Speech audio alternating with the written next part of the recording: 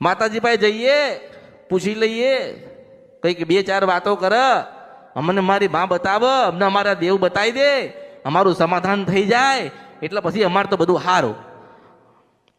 અને જાણ્યા પછી તો માણસ જાણ્યા પછી આવતો નથી.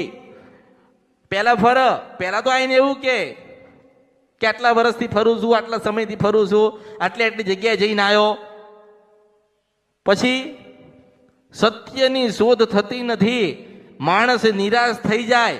એ નિરાશા આવે નહીં, ભક્તિ જતી ના રહે.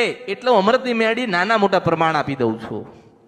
માણસને નાના મોટા પ્રમાણ મળ્યા પછી પણ એનો ભાવ મેરડી પ્રત્યે રહેતો, મન ભટકી જાય.